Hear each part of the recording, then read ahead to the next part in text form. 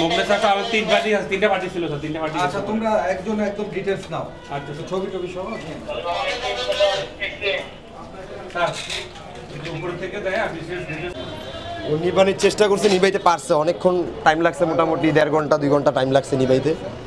তো প্রথম জানতে পারিনি আমরা 4 জন মারা গেছে এটার ভিতরে, ঠিক আছে, ধুমার কারণে মারা গেছে আর কি। ওনারা কিন্তু আগুনে পুড়ে মারা যায় নাই, ধোমার কারণে মারা গেছে। এটা ছিল পার্লার, বিউটি পার্লার, দোতলায় ছিল পার্লার আর পুরাটা আপনার হোটেল, পুরো উপরে তালা একদম ছাদ পর্যন্ত হোটেল। আমাদের হচ্ছে এই মাস থেকে আমরা আবার টয়লেটটাকে কন্টিনিউ করার জন্য জি সবকিছু হয়েছে আপনার ফ্লোর ঠিকঠাক করা, তারপরে হচ্ছে পার্লারের মানে ডেকোরেশন মোটামুটি করা, এগুলো কাজ ছিল এই দুদিন মনে হয়।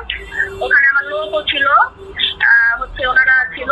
এই তো পরে ওনারা আবার আমাকে ফোন দিয়ে বললো যে আপু এই হঠাৎ করে ফোন দিয়ে বললো যে এরকমের অবস্থা যে পার্লারে আগুন লেগেছে। তো ওনারা আবার ওই সাথে সাথে হচ্ছে আপনার আগুন নাকি নিবানোর জন্য হচ্ছে পানি দিচ্ছিল বালতি ভরে ভরে।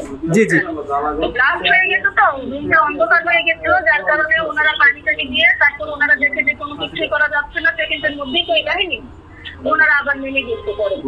আচ্ছা, আগুনটা তাহলে আপনার ফ্লোর থেকে লেগেছে, কাজ করতেছিল কারা? মানে কোনো এসির লোক না বিদ্যুতের লোক? কেউ কোনো কাজই করে নাই, কোনো কিছুই না।